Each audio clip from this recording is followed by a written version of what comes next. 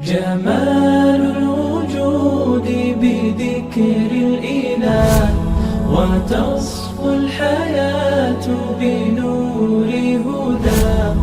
جمال الوجود بذكر الإله وتصفو الحياة بنور هداه.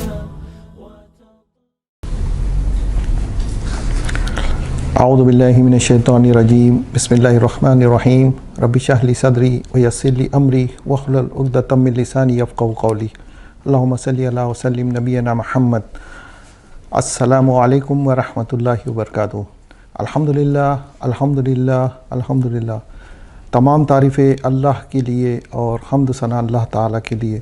الحمدللہ اللہ تعالیٰ کا لاکھ لاکھ شکر احسان ہے کہ اس نے ہمیں یہ مبارک مہینہ پھر سے نصیب عطا فرمایا اور ہمیں ایک موقع دیا کہ ہم زیادہ سے زیادہ عبادت کر کے اجر و ثواب حاصل کریں. ہم پیچھے مڑ کے دیکھتے ہیں کہ پچھلے سال ہمارے کئی چند ساتھی ہمارے ساتھ تھے اور اس وقت وہ ہمارے ساتھ نہیں ہے اور اللہ تعالیٰ کو پیارے ہو گئے. اللہ تعالیٰ ان کو جنت الفردوس میں جگہ عطا فرمائے اور ان کے گناہ کو بخش دے اور ان کے لیے آسانیاں پیدا کر.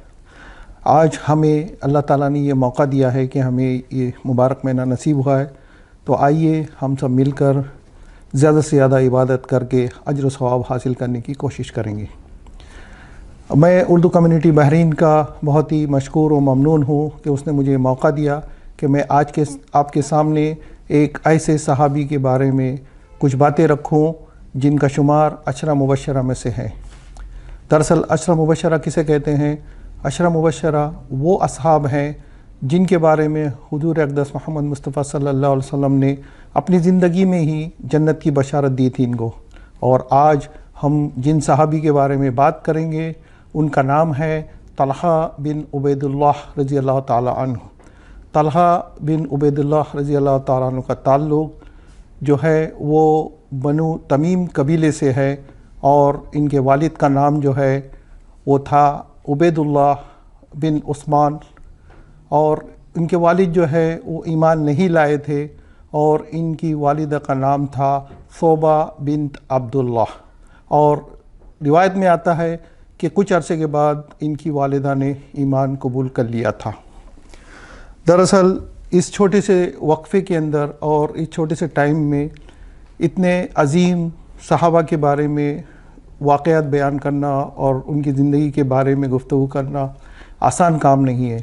پھر بھی ہم کوشش کریں گے کہ ان کے زندگی کے کچھ اہم واقعات جو ہے ہم بیان کریں گے انشاءاللہ تعالی.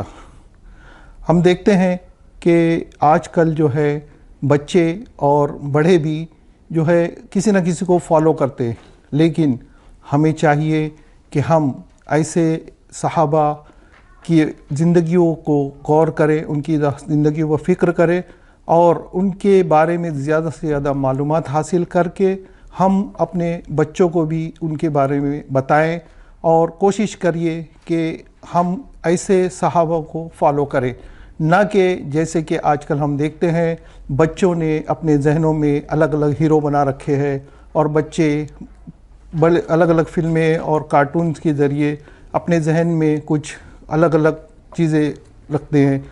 تو انشاءاللہ تعالی ہم کوشش کریں گے کہ ہمارے بچوں کو بھی ان صحابہ کی زندگیوں کی تعلیم دے اور اس پر عمل کرنے کی توفیق عطا فرمائے. ہمیں صحابہ کی زندگی کو کیوں ہمیں ان کی زندگیوں کو معلوم کرنا اور ان پر عمل کرنا چاہیے؟ کیونکہ ان صحابہ نے حضور صلی اللہ علیہ وسلم سے جو بھی دین کی تعلیم سیکھی حاصل کی انہیں اپنے زندگیوں میں عملاً کر کے بتایا اور انہوں نے اپنے جو چھوٹی سے چھوٹی چیز بھی تھی وہ اپنی زندگی کے اندر اس کو نافذ کیا اور یہی باتیں ہمیں اپنے بچوں کو بتانے کی بہت ضرورت ہے. آئیے ہم ان کے نام پر غور کرتے ہیں. ان کا نام جو تھا وہ طلحہ بن عبید اللہ بن عثمان القریشی تیمی یا التمیمی تھا. آپ بنو تمیم کے قبیلے سے تعلق رکھتے تھے اور یہی قبیلے سے حضرت ابو بکر صدیق رضی اللہ تعالیٰ عنہ بھی تعلق رکھتے تھے. آپ جو ہیں ابو بکر صدیق رضی اللہ تعالیٰ عنہ کو بہت اچھے سے جانتے تھے اور اکثر جو ہیں ان کی مجلسوں میں بیٹھا کرتے تھے. اور لوگ ان کو ابو محمد بھی کہا کرتے تھے کیونکہ ان کے بیٹے کا نام جو تھا وہ محمد تھا اور ان کی کنیت جو تھی وہ ابو محمد تھی۔ اس کے علاوہ آپ صلی اللہ علیہ وسلم نے آپ کو بہت سارے القاب سے نوازا تھا، جیسے طلحہ الخیر، طلحہ الجواد، طلحہ الفیاض، زندہ شہید جیسے القاب سے آپ کو وقفے وقفے سے نوازا تھا۔ زندہ شہید کے بارے میں آگے چل کے انشاءاللہ گفتگو کریں گے۔ طلحہ بن عبید اللہ رضی اللہ تعالیٰ عنہ ان چند صحابیوں میں سے تھے جن کو مکہ میں دور جہالت میں پڑھنا لکھنا آتا تھا، کیونکہ دور جاہلیت کے اندر بہت کم لوگ جو تھے وہ پڑھنا لکھنا جانتے تھے، اور یہ طلحہ بن عبید اللہ رضی اللہ تعالیٰ عنہ بہت اچھا پڑھنا لکھنا جاننے کے باوجود ان بہت اچھے خطیب بھی تھے اور ان میں بہت ساری خوبیاں تھیں۔ اسی طرح یہ جو ہے ایمان لانے والوں میں سابقون اولین میں سے تھے، اور یہ ایمان لانے والوں میں 8ویں نمبر پر تھے، اور یہ ان 5 لوگوں میں تھے جو شروع کے دور میں حضرت ابوبکر صدیق رضی اللہ تعالیٰ عنہ کی دعوت پر ایمان لائے تھے، دوسرے ہی دن ایمان لائے تھے حضرت ابوبکر صدیق رضی اللہ تعالیٰ عنہ کی۔ اور ہم ان کا جو ایک سلسلہ جو تھا حضور صلی اللہ علیہ وسلم کی پشت پہ 6 پشت پہ جا کے ملتا تھا۔ ہم ان کا ایک واقعہ سنتے جو ان کے ایمان لانے کی وجہ بنا۔ ایک مرتبہ یہ شام کے بصرہ میں تجارت کی غرض سے سفر کے لیے گئے تھے۔ وہاں پر ایک راہب کھڑا ہوا تھا جو آوازیں لگا رہا تھا کہ مکہ سے کوئی تجارت کرنے کے لیے کوئی تاجر آیا ہوا ہے۔ تو آپ رضی اللہ تعالیٰ عنہ ان کے پاس گئے اور انہوں نے کہا کہ میں مکہ سے ہوں۔ تو راہب نے کہا کہ آپ احمد کو جانتے ہیں؟ تو انہوں نے کہا نہیں۔ تو پھر راہب نے کہا کہ احمد بن عبداللہ بن عبد المطلب۔ تو یہ سمجھ گئے کہ یہ محمد صلی اللہ علیہ وسلم کے بارے میں بات کر رہا ہے۔ تو انہوں نے کہا کہ ٹھیک ہے میں جانتا ہوں۔ تو راہب کا کہنا تھا کہ آپ یہ جو محمد بن عبداللہ بن عبد المطلب ہے یہ آخری نبی ہے اور ان کا ظہور اسی مہینے میں ہونا ہے اس کے مطابق۔ تو انہوں نے کہا کہ آپ فوراً نکلو اور اپنے مکہ پہنچو اور ان کے ہاتھ پر ایمان لے آؤ کیونکہ یہ آخری نبی ہے۔ حضرت طلحہ بن عبید اللہ رضی اللہ تعالیٰ فرماتے ہیں مجھے اس راہب کی باتوں کا اتنا اثر ہوا کہ میں فوراً اپنی سواری پہ سوار ہوا اور جلدی سے اپنے گھر پہنچا۔ میں نے جا کر اپنے گھر والوں سے دریافت کیا کہ میرے غیر موجودگی میں یہاں پر ایسا کوئی واقعہ ہوا تھا جو کہ مطلب غیر متوقع اور انہیں عجیب سا واقعہ تھا۔ تو ان کے گھر والوں نے کہا ہاں بالکل، آپ کے جانے کے بعد یہاں پر ایک ایسا واقعہ پیش آیا جو بالکل ہی عجیب تھا۔ محمد بن عبداللہ نے نبوت کا دعویٰ کر دیا ہے۔ تو یہ جو ہے انہوں نے کہا کہ میں نے سنا ہے کہ حضرت ابوبکر صدیق رضی اللہ تعالیٰ عنہ بھی ان پر ایمان لائے۔ تو گھر والوں نے کہا بالکل۔ تو آپ نے کہا کہ وہ فوراً حضرت ابوبکر صدیق رضی اللہ تعالیٰ عنہ کی خدمت میں حاضر ہوئے اور انہوں نے حضرت ابوبکر صدیق رضی اللہ تعالیٰ عنہ سے سوال کیا کیا میں نے سنا ہے محمد بن عبداللہ نے نبوت کا دعویٰ کیا ہے اور آپ نے ان پر ایمان لایا ہے؟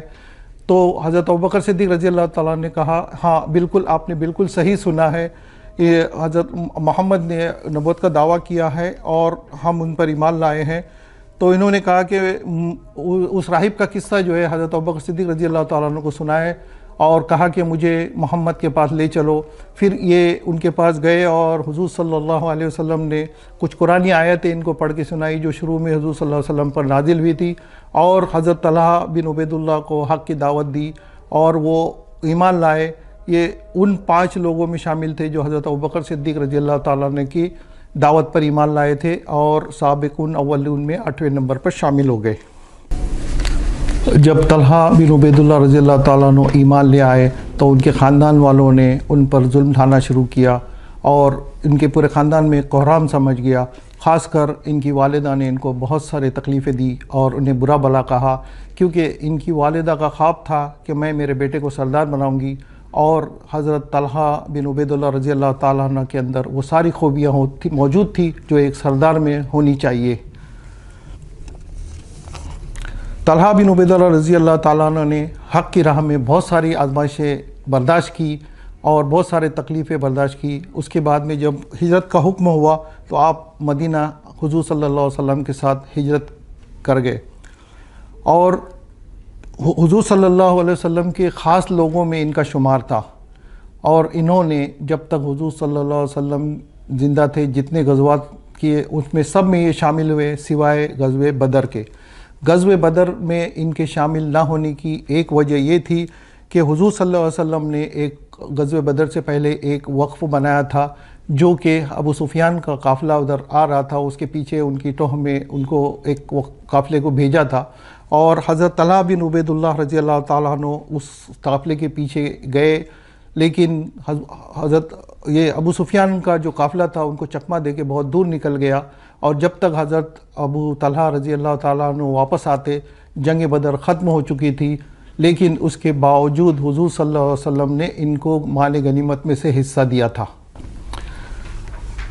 حضرت طلحہ بن عبید اللہ رضی اللہ تعالیٰ نے جنگ احد میں ساری کسر نکال دی، اور جنگ احد میں آپ حضور صلی اللہ علیہ وسلم کے شانہ لڑے، اور ایک وقت ایسا آیا کہ جب حضور صلی اللہ علیہ وسلم نے جو 50 تیر انداز جو جنگ احد کے اوپر کھڑے بیٹھائے تھے، وہ کسی وجہ سے ان کی غلط فہمی کہ وہ جنگ جیت گئے، وہ واپس آئے اور جنگ کا جو ہے وہ رخ بدل گیا، اور اس کشمکش میں خالد بن ولید نے پیچھے سے آگے حملہ کیا، اور حضور صلی اللہ علیہ وسلم کو 12 صحابی جو ہے وہ جنگ احد کی طرف پیچھے ڈھکیلتے ہوئے لے جا رہے تھے، جس کے اندر حضرت طلحہ بن عبید اللہ شامل تھے، اور ان کے ساتھ دوسرے 11 انصاری صحابی شامل تھے۔ یہ سارے انصاری صحابی جو ہے حضور صلی اللہ علیہ وسلم کو بچاتے ہوئے پیچھے لے جا رہے تھے، جس میں یہ ایک کے بعد ایک سارے شہید ہو گئے، صرف حضرت طلحہ بن عبید اللہ رضی اللہ تعالیٰ عنہ بچ گئے۔ اس دوران میں کئی ایسے موقع آئے جس میں حضرت طلحہ بن عبید اللہ رضی اللہ تعالیٰ عنہ نے حضور صلی اللہ علیہ وسلم کے سامنے آ کے وہ تیر اور نیزے کو جو ہے وہ ان سے ان کا دفاع کیا، اور ایک وقت تو ایسا آیا کہ انہوں نے اپنا ہاتھ آگے کیا، اور ان کا ہاتھ اس وجہ سے جو ہے ایک زندگی پر مفلوج رہا، انہیں بالکل کام نہیں کر رہا تھا، لیکن وہ جو ہے برابر جو ہے حضور صلی اللہ علیہ وسلم کا دفاع کرتے رہے۔ تو جب طلحہ بن عبید اللہ رضی اللہ تعالیٰ عنہ آپ کو چٹان کے اوپر چڑھانے کی کوشش کر رہے تھے، آپ کے سر سے خون بہہ رہا تھا، اور حضرت طلحہ بن عبید اللہ رضی اللہ تعالیٰ عنہ بھی خود بھی بہت زخمی تھے، لیکن آپ نے حضور صلی اللہ علیہ وسلم کو اپنے پشت پر بٹھا کر اوپر تک پہنچایا۔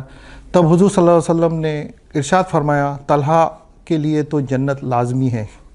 آپ فرماتے ہیں کہ مشرکین نے جب مجھ پر حملہ کیا تو مجھے زمین کی مخلوقات میں سے میرے ساتھ کوئی بھی نہیں تھا، میرے سیدھے ہاتھ کی طرف حضرت جبریل علیہ السلام تھے، اور دوسرے ہاتھ کی طرف طلحہ بن عبید اللہ رضی اللہ تعالیٰ عنہ تھے۔ حضرت طلحہ بن عبید اللہ رضی اللہ تعالیٰ عنہ تلواروں اور نیزوں اور سے اتنے ان کے اوپر زخم تھے کہ روایت میں آتا ہے کہ 70 سے زیادہ ان کے اوپر گہرے زخم کھائے تھے، اور جب اوپر وہ چڑھے، یہ جو ہے وہ ڈھلان تھی، اور اوپر چڑھنے کے بعد میں وہ بے ہوش ہو کے لڑکھڑا کے گڑھے میں جا کے گرے۔ اس کے بعد میں جب یہ تھوڑا سا یہ لوگ سیف زون میں چلے گئے تھے، تو پھر حضرت ابوبکر صدیق رضی اللہ تعالیٰ عنہ اور دوسرے صحابہ وہاں پر پہنچے، اور تو حضور صلی اللہ علیہ وسلم کی مرہم پٹی کرنے کی کوشش کی، تو حضور صلی اللہ علیہ وسلم نے کہا کہ مجھے چھوڑو، پہلے اپنے بھائی طلحہ کو ڈھونڈو، اور جب انہوں نے طلحہ کو ڈھونڈ کے واپس لایا، اور ان کی جب مرہم پٹی کی گئی اور انہیں دیکھا تو ان کے جسم پر تقریباً 70 سے زیادہ گہرے زخم تھے۔ یہی وجہ تھی کہ جب حضور صلی اللہ علیہ وسلم نے ان کے بارے میں جو کہا تھا کہ اگر کوئی شخص زندہ شہید کو دیکھنا چاہتا ہے تو طلحہ بن عبید اللہ رضی اللہ تعالیٰ عنہ کو دیکھے، اور اسی وجہ سے حضرت ابوبکر صدیق رضی اللہ تعالیٰ نے فرمایا تھا کہ احد کی لڑائی تو طلحہ نے لڑی، اور طلحہ کے ہی سر ہی ہے۔ ایک مرتبہ طلحہ بن عبید اللہ رضی اللہ تعالیٰ عنہ کا ایک اور واقعہ جو ہمیں ملتا ہے کہ ایک مرتبہ یمن کے کچھ قافلے کے ذریعے انہیں 70 لاکھ درہم کا منافع ہوا تھا، اور یہ اس منافع کو لے کر اتنے پریشان ہو گئے تھے۔ تب ان کی جو زوجہ تھی، ان کی اہلیہ حضرت ابوبکر صدیق رضی اللہ تعالیٰ عنہ کی صاحبزادی جو تھی ام کلثوم، اور حضرت عائشہ رضی اللہ تعالیٰ عنہ کی بہن تھی، وہ اتنی پریشانی کے عالم میں جب آپ نے حضرت طلحہ بن عبید اللہ رضی اللہ تعالیٰ عنہ کو دیکھا تو دریافت کیا کہ یہ آپ کی پریشانی کی وجہ کیا ہے، تو آپ رضی اللہ تعالیٰ عنہ نے فرمایا کہ مجھے 70 لاکھ درہم کا فائدہ ہوا ہے، اور اتنی بڑی رقم کو جو ہے میں اپنے گھر میں رکھوں تو مجھے ڈر ہے کہ میں اللہ کی سے دور نہ ہو جاؤں۔ تو آپ کی اہلیہ نے آپ کو مشورہ دیا کہ یہ جو ہے اس میں کون سی پریشانی کی بات ہے؟ آپ یہ جو پیسے ہیں، یہ جو رقم ہے، یہ اپنے رشتہ داروں میں، فقراء اور مساکین میں صرف کر دو۔ تب آپ نے فرمایا کہ ایک عظیم باپ کی بیٹی اس سے اچھا مشورہ کیا دے سکتی ہے، اور آپ کو یہ مشورہ بہت ہی پسند آیا۔ آپ نے صبح اٹھ کر یہ سارے جو پیسے تھے فقراء، مساکین اور اپنے رشتہ داروں میں خرچ کر دیے۔ یہی وجہ تھی کہ حضور صلی اللہ علیہ وسلم نے آپ کو جو ہے الفیاض کا لقب سے نوازا تھا۔ حضرت طلحہ بن عبید اللہ رضی اللہ تعالیٰ عنہ سے 38 حدیثیں مروی ہیں، اور حضرت طلحہ بن عبید اللہ رضی اللہ تعالیٰ عنہ جنگ جمل میں شہید ہوئے۔ اس وقت آپ کی عمر 63 یا 64 سال کی تھی۔ اللہ تعالیٰ آپ کو جنت الفردوس میں اعلیٰ مقام عطا فرمائیں، اور ہمیں اور آپ سب لوگوں کو بھی حضور صلی اللہ علیہ وسلم کی صحبت نصیب فرمائے قیامت کے دن، اور صحابہ کے لیے ہمیں بھی جنت الفردوس میں ان کے ساتھ رہنے کا موقع عطا فرمائے۔ اسی کے ساتھ میں اپنی بات ختم کروں گا، اور ہم کوشش کریں گے کہ ہم یہ جو صحابہ کی اور حضور صلی اللہ علیہ وسلم کی جو سیرت پڑھتے ہیں، سنتے ہیں، اس پر ہم خود عمل کریں اور اپنے بچوں کو بھی عمل کرائے۔